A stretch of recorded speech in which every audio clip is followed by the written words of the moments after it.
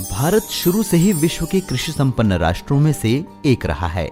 हमारे किसान जहां हल गाड़ देते हैं, उस जमीन का सूरत हाल बदल जाता है। लेकिन बीते कुछ वर्षों में भारत के संदर्भ में यह परिस्थितियां प्रतिकूल नजर आने लगी हैं। भारतीय किसानों की इस स्थिति को लेकर केंद्र और राज्य सरकार चिंतित थी। लगातार वैज्ञानिक भी कृषक भाइयों की तरक्की के लिए शोध के माध्यम से नवीन विकल्पों पर कार्य कर रहे थे। खुद प्रधानमंत्री जी ने भी नवाचार को बढ़ावा देने के लिए वैज्ञानिकों और हमारे किसान भाइयों का हौसला समय समय पर बढ़ाया है।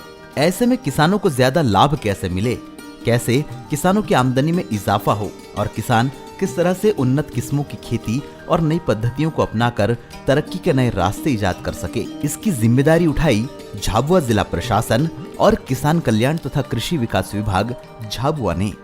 कृषि विभाग के सहयोग से झाबुआ जिले ने वर्ष 2020-21 में कई नूतन प्रयोग किए, जिनमें जिले में 42 कृषकों ने काले गेहूं की खेती, 96 एकड़ में श्री विधि से गेहूं की काश्त और 2 कृषकों द्वारा 2 एकड़ में गेहूं की नवीन किस्म पूसावाणी HE 1633 का उत्पादन किया गया। काला गेहूं झाबुआ जिले की कृषिगत जैव विविधता में नवीन किस्म का समावेश करते हुए कृषि विभाग ने इस बार कई किसानों को काले गेहूं की बुआई के लिए प्रेरित किया। काला गेहूं दिखने में हल्के काले या बैंगनी रंग का होता है, लेकिन इसके गुण साधारण गेहूं से कहीं अधिक होते हैं। गेहूं में एंथ्रोसाइनिन पिगमेंट की मात्रा ज्यादा होने के कारण इसका रंग काला होता है। साधारण गेहूं में एंथ्रोसाइनिन पिगमेंट की मात्रा 5 से 15 ppm तक होती है, जबकि काले गेहूं में यह मात्रा 40 से 140 ppm तक होती है। काला गेहूं साधारण गेहूं के मुकाबले अधिक पौष्टिक और गुणवत्तापूर्ण होता है, जिससे कई बीमारियों जैसे मधुमेह, कैंसर, मोटापा, कोलेस्ट्रॉल और हाई ब्लड प्रेशर के उपचार में सहायता मिलती है।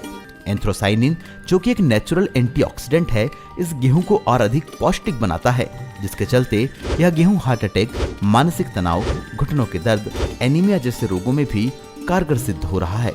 इसकी फसल 1 एकड़ में 15 से 18 क्विंटल की पैदावार देती है। जब जिले के किसानों ने इस किस्म का उत्पादन किया तो इसके फायदे भी उन्हें खुद ब खुद समझ आने लगे। श्री पद्धति से गेहूं उत्पादन कम जोत वाले किसानों के लिए बुआई की यह पद्धति सर्वश्रेष्ठ मानी जा सकती है। इस पद्धति से बुआई करने में किसान को कम बीज की आवश्यकता होती है, वहीं पौधों का बेहतर विकास भी होता है।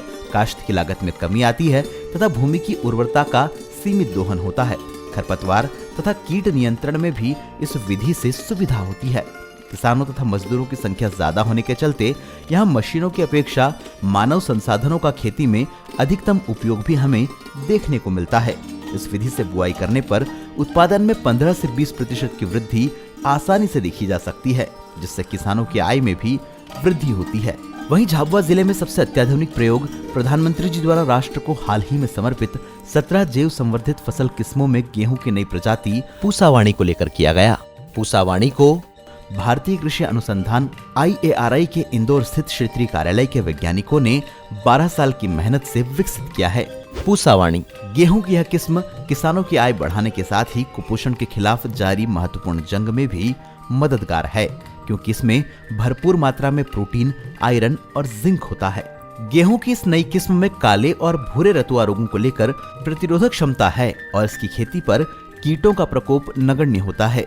गेहूं की पुरानी किस्मों के मुकाबले नई किस्म पूसावाणी में 12.4% प्रोटीन, 41.6 ppm आयरन और 41.1 ppm जिंक जैसे पोषक तत्व शामिल हैं। पूसावाणी से अच्छी गुणवत्ता की चपाती और बिस्किट बनाए जा सकते हैं, जिससे किसानों को इसकी बेहतर कीमत मिलती है।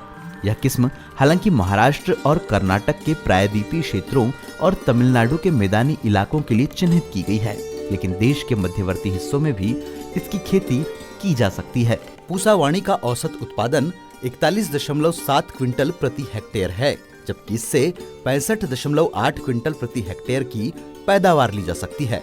जब प्रधानमंत्री जी ने विश्व खाद्य दिवस पर 16 अक्टूबर को गेहूं, चावल, सरसों, मक्का और मूंगफली समेत 8 खाद्य फसलों की 17 जैव संवर्धित किस्में राष्ट्र को समर्पित की, तब उन्होंने भी इसके फायदे किसान भाइयों को गिनाए थे। इससे भारत ही नहीं, विश्व भर को 2 बड़े फायदे होंगे। एक तो पौष्टिक आहार प्रोत्साहित होंगे, उनकी उपलब्धता और बढ़ेगी। और दूसरा, जो छोटे किसान होते हैं, जिनके पास कम जमीन होती है, सिंचाई के साधन नहीं होते, बारिश पर निर्भर होते हैं, ऐसे छोटे छोटे किसान, उनको बहुत लाभ है। भूमिगत और जैव विविधता वाले झाबुआ जिले में पहले जहां पारंपरिक खेती तक ही किसानों की सोच सीमित थी, वहां कृषि विभाग के अधिकारियों को जिले में हो रहे इन प्रयोगों से कृषि के क्षेत्र में उम्मीद की एक किरण नजर आ रही है। अधिकारियों का मानना है कि किसानों को यदि इसी तरह की खेती के लिए प्रेरित किया जाए तो कम भूमि वाले किसानों के लिए भी खेती लाभ का धंधा बन सकती है। कभी झाबुआ जिले के कृषक साधारण खेती करके खुद को एक सामान्य भूमिका में पाते थे, लेकिन अब नवाचारों की नाव में बैठकर वे तरक्की के सागर में आनंद की हिलोर ले रहे हैं। देश की कृषि पटल पर उभरते मध्य प्रदेश में झाबुआ का नक्शा अब और भी गहरा रहा है। झाबुआ के किसानों की मुस्कान में अब तरक्की का रंग भी उभरता जा रहा है।